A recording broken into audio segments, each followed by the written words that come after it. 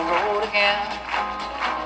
The life I love is making. That's right. Willie Nelson himself says it best. We packed up the big show and headed up north. The Texas Public Purchasing Association, also known as TxPPA, hosted their spring 2023 conference, and we were so excited to tag along, join our friends from Beacon as we headed up there. Hang around a little bit later in the episode. We visit with a number of purchasing professionals doing really great things here for their fellow Texans here in the state of Texas. Rick, of course, will be along soon with Crazy Bids, but you longtime listeners already knew that. This is Bill Colhane, host of TBBT, out to prove yet again that I joke all the time, make fun of myself. I definitely do have a face for radio, and we will confirm it yet again. Yes, that means that our thrilling, exciting studio reveal, it's going to have to wait for a later episode. It is ready. I promise you that we put in a lot of work to get the studio ready. You'll just have to be patient for an episode down the road. And I won't even promise that we're going to do the big reveal next episode. You're going to have to tune in, watch our next show, next episode, and you'll see what I mean. It's very likely that we will be on the road yet again. How exciting is that? Rick Jennings, Rick's here. A tremendous response to our season 9 launching episode with Diana Landeros from over in the great state of Arizona. Rick, what have you been hearing, seeing? What kind of rumors are out there about our first episode of season 9? Maybe not a lot of rumors. Honestly, just more of excitement of the direction that we're taking here. I mean, we've spent maybe 7 or 8 seasons just providing some resources for people who are contracting with the government, and we still have that direction, but because of our partnership with Beacon now, we're starting to illuminate a lot on the other side of government purchasing that is a little bit more focus on the agencies and who's actually soliciting these business opportunities. So that's something I've heard a lot of excitement about, honestly, within the last couple of weeks, and since our first episode of season 9. I think that's something that people are really excited about. Yes, sir. No doubt about it. That's really thrilling stuff that we're excited that people are excited. There are folks we're going to hear and see in a moment, but I did ask a little bit of a spoiler alert. I did ask Ashley and Rosie to brag about their hometown. It's no secret that I tell people it's that old saying, I wasn't born in Texas, but I got here as fast as I could. And Rick, over the years, you've kind of taken people into your life, telling people, certain things about what you like, what you don't like. So we're going to hear Ashley and Rosie talk about their hometown. I just said it. Tell folks what you consider to be your hometown, and tell us something amazing about that place. And that's my toss to you. No, I like it. So yeah, basically I hail all the way from, I guess I would consider my hometown as really the entire DFW Metroplex, the Dallas-Fort Worth area up in North Texas. I grew up and went to high school in a little town called Irving, Texas, which, for those unfamiliar, is pretty much right between Dallas and Fort Worth, which are all about maybe about 40 miles apart from each other is Dallas and Fort Worth. So all throughout that Metroplex, honestly, is, tons and tons of different little towns, and those towns have their own kind of cultures and feel about them, which is really neat. And while my family has kind of gone in a lot of different directions and are now all over the nation, I actually do still have a little bit of family over in that area in a city called Arlington, which I also it feels like a hometown for me as well. So that would probably be my answer, is not one specific place, but more of the DFW area as a whole. So nice. Okay, time to get moving. So TxPPA has a conference and trade show every 6 months or so. We went to their fall show down in San Marcos, Texas, back in, I guess it was November. And I know many of you watching or listening have been to these types of events, or many of you may be involved in planning it and putting on these important and wonderful gatherings. And so what do we do there, right? It gives all of us opportunities. We can network, we can learn, we can have fun, we can exchange ideas, and meet with vendors. businesses, people, companies presenting and discussing their services, solutions, products, all that goes on, right? Well, stand by and you'll hear from some folks at TxPPA who are up there, including, by the way, our friend TxPPA President Alan Phillips. But first, Rick, what's ahead in crazy bids? Your crazy bid in last episode was absolutely delicious. It was, and I've still got cookies on my mind, believe it or not. But for this episode, we're going to take a bit of a different direction. So, no, I'm going to get your brain thinking about wildlife and how does that apply to crazy business opportunities. So stay tuned. Alrighty then, Rick, you have me signed up. You can put me, I know you keep lists. You can keep me signed up or put me on the list for the very interested group. Our show, as many of you know, is powered by Bid Prime and Beacon. We're going to share some love for them, and then we're going to load up the virtual van, car, bus, and travel back in time a little bit to Waco, Texas. The Big Bid Theory is powered by Bid Prime and Beacon. Well over a decade plus in business, Bid Prime is the premier technology in the industry. Real-time bid notifications, supporting documents, doc search, robust data tools, and more. All backed by unmatched personalized customer support. For a free, no-obligation trial, go to bidprime.com. Are you looking to get more bidders and write better RFPs more quickly? Beacon helps municipalities overcome challenges in the process and increase supplier participation. Agencies are using Beacon to publish and distribute solicitations, along with communicating updates to plan holders. eBid allows bidders to easily submit responses and agencies to collect them for evaluation. Also, Beacon is the place for access to the RFP archive, a massive searchable database of previously published RFPs to more quickly write better RFPs. To learn more, visit beaconbid.com. Okay, everyone, with no further ado, here are my conversations with some of the really, truly all-stars in the state of Texas. Hi, I'm Ashley Lankford from the city of Forney. So, Ashley, before you came to Waco this week to come to the TxPPA conference and expo, what were some of the goals that you had? What did you want to learn? Who did you want to see? What kind of things did you want to find out to take back to the great city of Forney? I wanted to meet and network with vendors for the IT side, like the technology side of the department. A lot of cities, counties, states, municipalities are making investments in technology. Obviously, once upon a time, I was involved in the tech world. There is a lot that can go into a technology type project.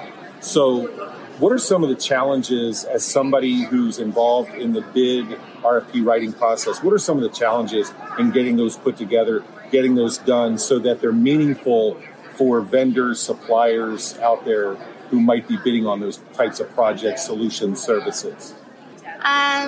Budget is always something we have to figure out. Also, deciding what we need, what will meet everyone's needs, which things we do need, which things we don't need to make our products the best they can be for our departments. Brag on your city a little bit. We are growing fast. We have a lot of really great people that work at the city. So come have fun with us. As I travel around the country and I visit with a variety of people in leadership, in purchasing, across a wide variety of states, I hear about challenges. I hear about, folks having to maybe do more with less. When you visit with people here in the great state of Texas, what are some of the things that you're hearing that government agencies, people who work in procurement, are having to work through? Right now, the biggest issue is supply chain. Several years ago, everything was shut down, and now, people need, for instance, vehicles, and the backlog may be a year and a half, and then just little things like that, stuff that 3 or 4 years ago wasn't a big deal, but now it is a big deal, and you really need to plan ahead to purchase your stuff. There are a lot of great things going on here in the state of Texas. I just asked you a question about what are some of the challenges. I was in Little Rock, Arkansas a few weeks ago. I'm hearing from the people in the great state of Arkansas about staffing within government agencies. I was in California a few months ago at Capo. Guess what? The people in California there were talking about how a lot of talent is retiring, moving on to other pastures. I didn't say greener pastures, but other pastures. Yeah. And so what about here in the state of Texas? As you visit with your peers, what are you hearing in terms of the talent pool, people leaving their roles, retiring, etc.? You know, that's funny you asked that question, because where I work now, in the past month, I guess we lost two top-level management type people, director and then the manager, and they're leaving for greener pastures, you know, and that's also a role of TxPPA. We got a whole bunch of older folks and younger folks, you know, and to get them up to a level that they need to be productive and a valuable asset to their entity. Brandi, Whittenton, City of College Station. So everybody here in Waco this week, Brandi, a lot of learning going on, a lot of networking, a lot of friendships being reunited this week in Waco. Before you prepared to make the drive over from College Station to come to TxPPA, the conference this week, what were some of your goals? Some of my goals were to get more people engaged in the TxPPA organization and to bring all the vendors together and get them engaged in different organizations that we have out here. You're talking to a wide, vast audience watching this episode of The Big Bit Theory. For somebody in the state of Texas who's considering, has the thought of potentially joining TxPPA, what would you say to them? I would say come along. We have great fun. We have our next conference is in Denton, and we are really excited to bring on more members every day. So to take you back home to College Station for a moment, Brandi, what are some of maybe the bigger challenges going on in the world of purchasing there in the great city of College Station? What are some of the things that you and your team are really having to roll up your sleeves and work on right now? So a lot of ours is getting more bids, bringing our contractors on and having them get in the bidding process as a general. We have a lot of different types of bids going out every day, and so we're really hoping to get more vendors bidding on our products. One of the things that we've tried to do on the Big Bit Theory, going back to our inception, is one, tell the story of the world of purchasing, but also we try to promote the profession as well. So if there's anybody out there right now who's maybe in a career that they aren't so happy with, maybe they're considering changing things up professionally, what would you say to somebody who was maybe considering moving into some kind of a role in government purchasing? So every day is a new day. We always have surprises, and there's always new technology out there. So it's a great place to jump ship to. Hi, my name is Rosie Castillo, and I'm with the City of Forney, and I'm their purchasing manager. Rosie, before you left the city of Forney to come down here to the great city of Waco, Texas, to attend the TxPPA conference this week, as you thought about coming, what were some of the goals that you had? Who did you want to meet? What did you want to learn? What did you want to find out? What did you want to take back to the city of Forney? When I decided to sign up for TxPPA and come this year, some of the things I had in mind were looking for new possibilities for software changes that could be implemented in our city, as well as new, get to meet new vendors. A lot of training that is offered through TxPPA in regards to legislation changes, anything that could help me on the procurement side. So you as a purchasing manager, what are things like in the city of Forney as far as staffing goes? And as you're hiring a new person onto your staff into purchasing there in Forney, what are some of the things that you look for? Kind of a two-part question there. Okay. Well, currently, I'm part of a bigger group. Purchasing is just one side of the finance side of the city of Forney. And currently, it's just me, a one person that's handling the purchasing department. I think what we're looking for in the future is to hire a few buyers, and continue into that purchasing role and give opportunities for others to get involved in procurement and purchasing. So, last thing, you might have overheard me, brag on the city of Forney. If nobody has ever driven through, vacation, been to the great city of Forney, Texas, What do you want to share with people out there? There are millions of people watching and listening right now. No pressure. I would say the city of Forney right now, it's a lot of growth that's happening.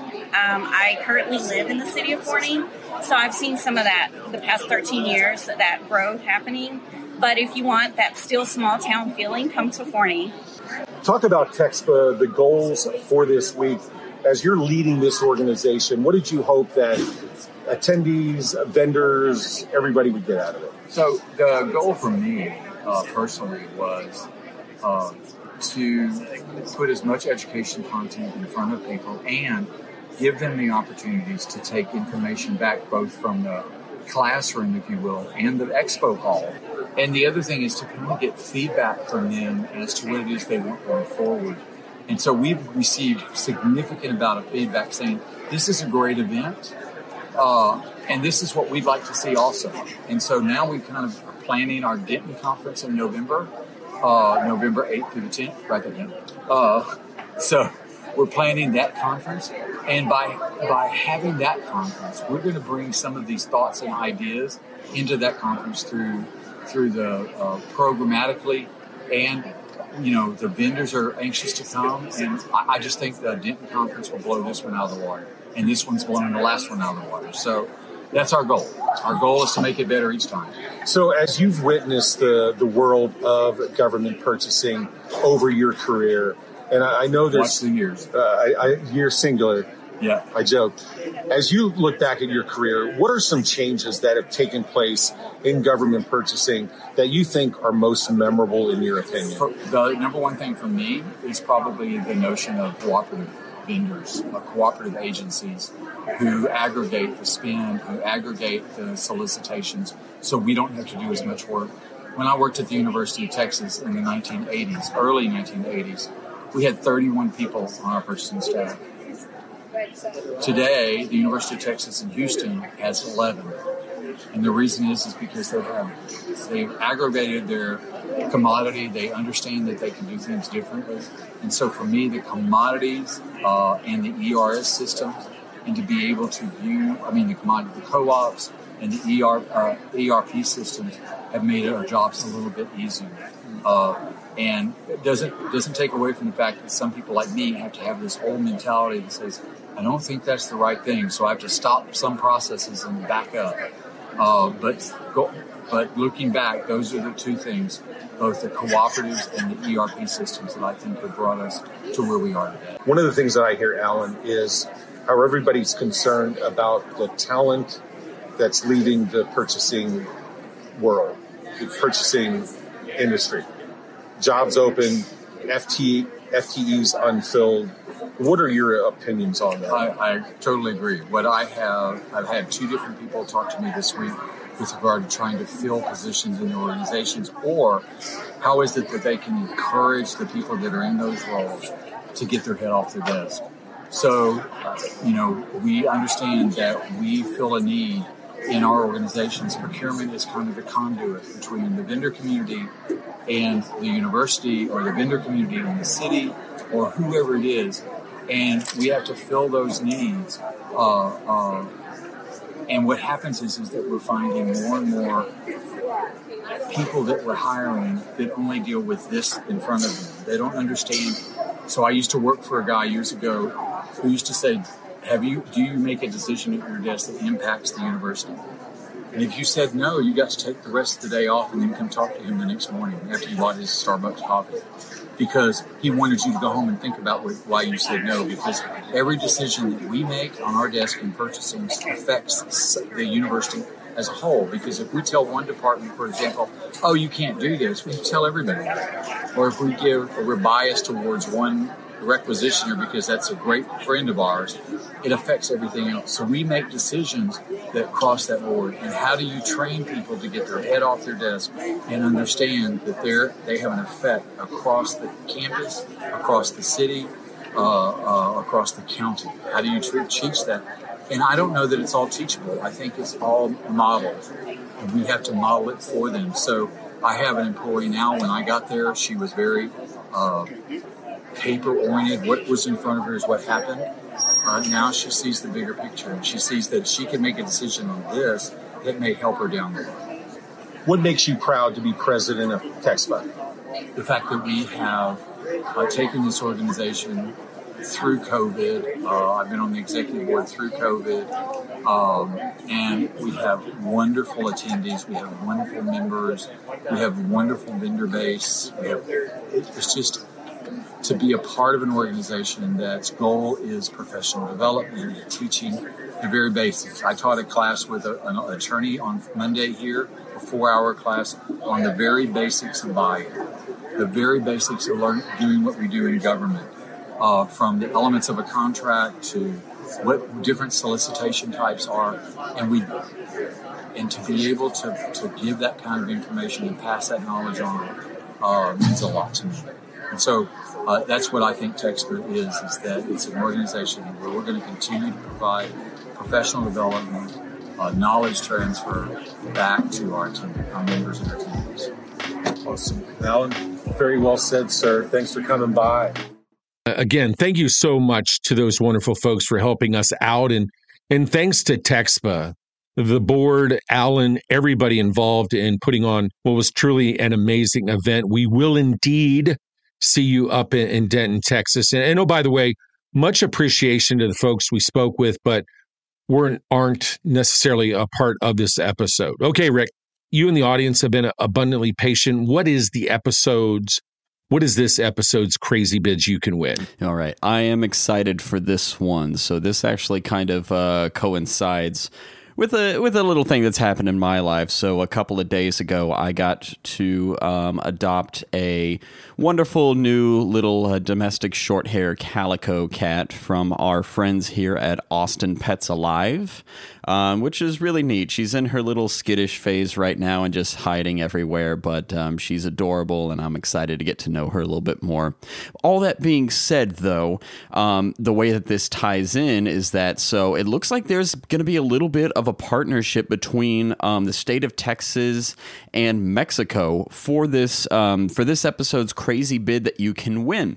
So this bid comes from the South Texas Refugees Complex.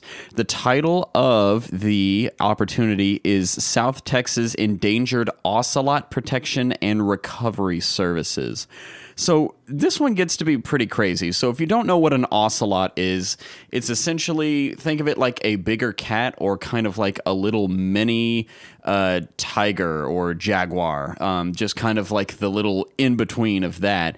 And these are animals that are native to, like I think southern Texas and Mexico, just kind of central South America and even the Caribbean. They just kind of like roam over all over that area quite a bit. But so here, what's happening with this bid is that, so if you're able to propose on this, what you'll need to do, you'll need to be able to provide a staffing and operations of a ocelot captive breeding facility, and conditioning and release facility, and for quarantine for these animals too. You'll be working with partners in Mexico to build relationships and identifying, collecting, importing desired ocelot genetics, just to make more of a captive breeding program that is safe and is a place that these animals can thrive and help just boost the population with more healthy genetics and such for the surrounding areas, for, of course, Texas and Central South America, just kind of getting into that. The thing that seems crazy to me about this is that if anyone has ever, I'm sure a lot of our listeners have contracted or attempted to contract with the U.S. government here, I cannot imagine the red tape and everything that you'll have to sort of get around or comply with in order to have, because this essentially screams to me international opportunity with working between facilities in Texas and partners in Mexico. That just seems kind of crazy to me, but also ocelots are kind of awesome, and I'm glad to see that we are helping maintain their population, keeping them healthy and everything like that. So that was really neat to see kind of come across at this particular point in my life too. So I guess if you are able to operate and maintain a facility that sees to ocelots, then that is this episode's crazy bid that you can win. did it again, Rick. You and the research team are actually in late season form. Here we are early in season 9, and back-to-back episodes. Y'all have knocked it out of the park with crazy bids you can win. So the end of the episode is here. If you have a comment, question, or idea for topics, for guests, what you would like to hear about, let us know. You can email me at bculhane@bidprime.com. Follow us on Twitter at The Big Bid Theory. And here's a shameless plug. My Twitter is contract_hunter. The show, as you know, is also on LinkedIn. We're on Facebook. And of course, the video element, we're on YouTube as well. Powered by Bid Prime and Beacon. Thanks to Alan, Rosie, Brandi, Jeff, and Ashley from TxPPA. You heard Brandi, get more bidders, and listen up. If you're looking for a rewarding, interesting, exciting career, public purchasing could be for you. We're going to talk more about that as we go along season 9. Just do some research, find out, make a phone call, find out about the opportunities that are out there. They're there. A load of thanks to you for tuning in, and thanks to Rick and our team for making the trek to Waco and pulling together this episode. We hope you enjoyed it. Our next episode is right around the corner. Do not miss it. So excited about what's ahead. This is Bill Culhane. Until next time, go Gunners, Barracudas, Tigers, Bobcats, Cubs, and a special recognition for this episode, the Forney Jackrabbits. We wish you the very best. Powered by Bid Prime and Beacon, we thank you for tuning in to The Big Bid Theory. From Austin, Texas, the show is hosted by Bill Culhane, produced by Bill Culhane and Jim Ward, and co-hosted and engineered by Rick Jennings. Distribution, research, and production assistance by Lauren Jones. Among a variety of platforms, you can find other episodes of the show on iHeart, iTunes, Spotify, Spreaker, Google Play, and also YouTube. Thank you for downloading and sharing the podcast. We're having so much fun, oh much fun, oh much fun.